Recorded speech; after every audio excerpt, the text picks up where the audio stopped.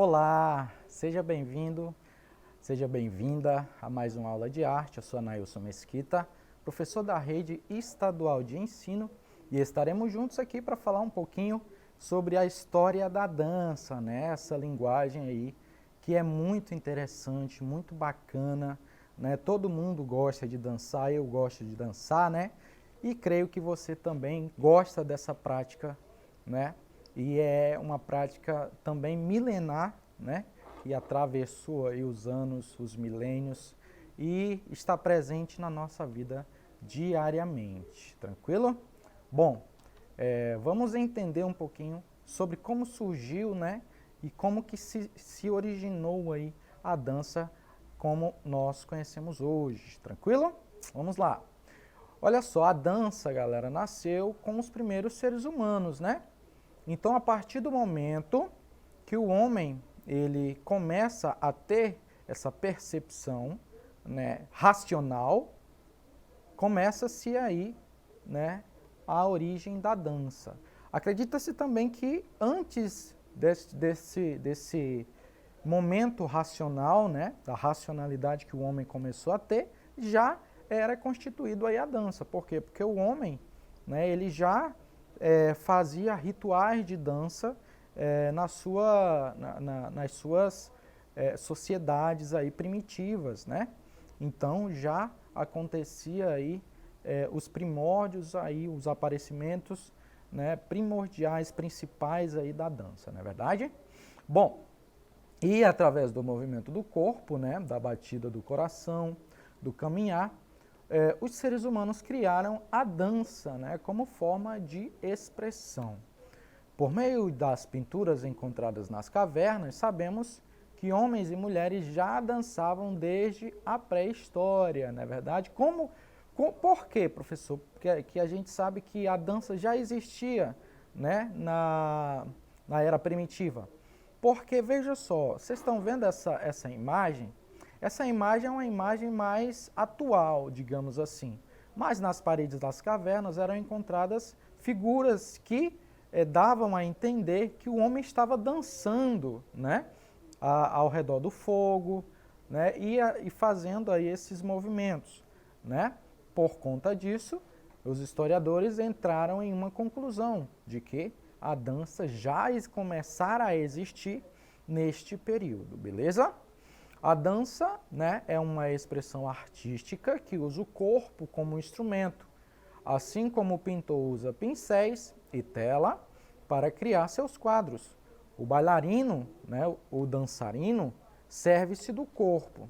Presentes em todos os povos e culturas, a dança pode ser, né, executada em grupo, duplas ou solo, tá bom, galera? Esse aqui são três, tá? Três aspectos da dança, beleza? Pela dança se expressa a alegria, a tristeza, o amor e todos os sentimentos também, né, humanos, tranquilo? Bom, então nós entendemos aí que, né, nós temos a dança dentro desse contexto cultural, né, porque todas as civilizações existe a manifestação da dança aí. E nós temos também essas perspectivas, né, onde a dança ela vem em grupos, né, principalmente aquelas danças milenares. Nós temos danças aí em duplas, né, e dança como o balé em solos, né? Bom, a dança primitiva, né? Chamamos de dança primitiva aquela que surge de maneira espontânea, tá? Ninguém cria. Ela é criada, né, coletivamente, digamos assim, e é praticada por uma comunidade, tá? Geralmente é uma dança usada para celebrar um ritual específico, como as colheitas ou a chegada de uma estação do ano. Nas culturas indígenas, a dança é usada em festas ou a fim de se preparar para a guerra. Também é utilizada, tá, nos rituais de passagem, como no início da vida e também no final da vida, tá? Então, dança primitiva é uma dança, aquela dança que se você for, por exemplo, participar de alguma festividade indígena, por exemplo, e você perguntar a um daqueles integrantes ali da aldeia, como é que nasceu essa dança, né? ele vai lhe contar uma história, mas não existe um criador específico, né? Aquela dança ela foi aparecendo e pegando uma proporção maior e está existindo até hoje, né? Então esse é um tipo, né, tanto de dança étnica quanto de dança, né, primitiva, certo? Tranquilo? Bom, dança milenar nas civilizações antigas, né, como a egípcia ou a mesopotâmica, a dança tinha um caráter sagrado, tá? Sendo mais uma forma de honrar aos deuses, né? Esse tipo de dança sobrevive até hoje em países como Índia e Japão. Na Grécia Antiga, a dança também tinha um caráter ritual, sendo usada nos cultos aos deuses, né? Ao deus Dionísio, né? Os outros deuses aí, Atenas, tá? Então sempre eram usados. Agora uma coisa interessante nas danças milenares com relação à dança de caráter sagrado, elas só poderiam ser dançadas, tá? Quando era direcionada para o Deus, tá? Não para o homem, tranquilo? Então não podia, era totalmente, não podia, era algo inegável a dança para o homem, tá? Ela só podia dançar, as mulheres principalmente, tá? Para os deuses, beleza? Uma das danças mais descritas na antiguidade era aquela que se usava para as festas do Minotauro, isso na Grécia, ou dos deuses do vinho, né? Deus Baco, Dionísio. Em Roma, a dança, né, entra em decadência, pois nunca foi privilegiada e só vai recuperar sua importância no período renascentista. O que acontece aí na Roma, nesse período aí onde a dança ela entra em decadência, né? Por quê? Porque aí nós temos a igreja, né, que comanda a produção cultural, né, produção artística. E aí, o que a igreja faz? A igreja tira a dança de contexto.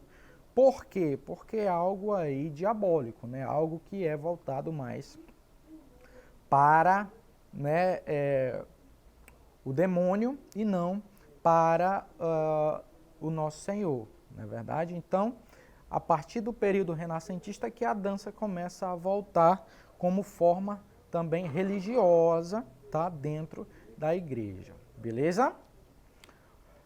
Bom, com a expansão do cristianismo na Europa, a dança perde seu caráter sagrado, tá? A moral do cristianismo colocava o corpo como fonte de pecado e assim precisava ser controlado. Então, nesse ponto aí, nós temos a explicação, né, que o professor acabou de dizer, por que a dança foi tirada de dentro, né, foi tirada ali de dentro da igreja, né, e também da sociedade em si. Mas aí ela acaba voltando, tá?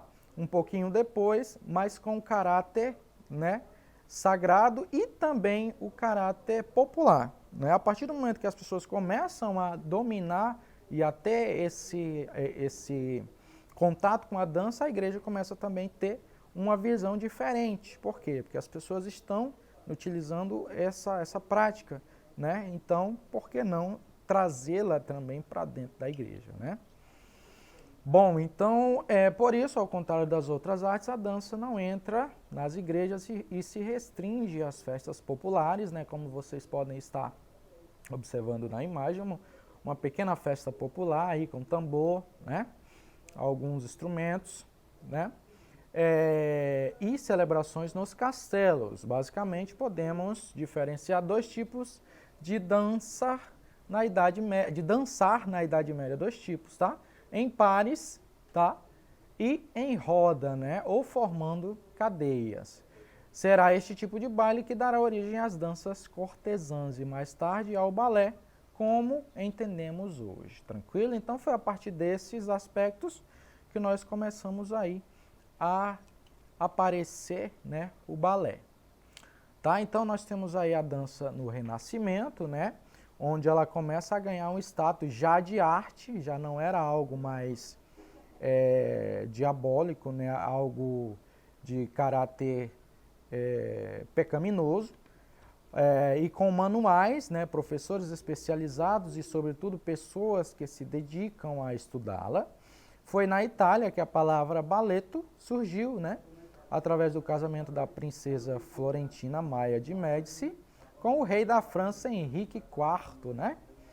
Esse tipo de dança chegou à França e Maria de Médici introduziu o balletto na corte francesa. Então ela levou aí da Itália, né, para a França aí o balé.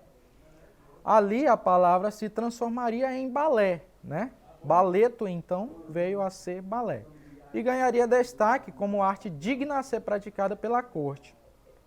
Posteriormente, na corte do rei Luís XIV, né, o Rei Sol, começavam os primeiros balés dramatizados com coreografia. Olha só que coisa bacana.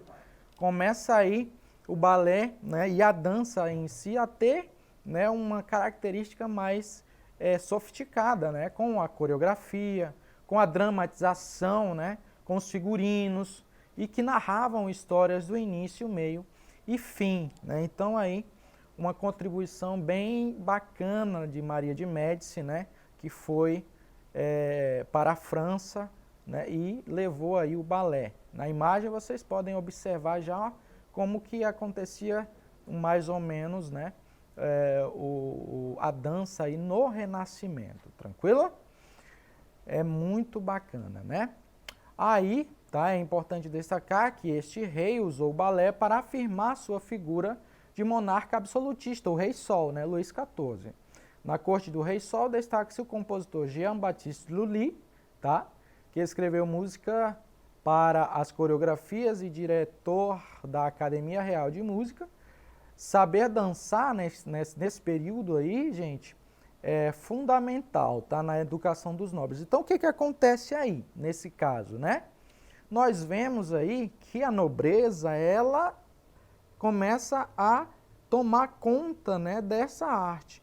E como a nobreza toma conta, a arte começa a ser difundida de uma maneira mais diferenciada aí no meio da sociedade, né?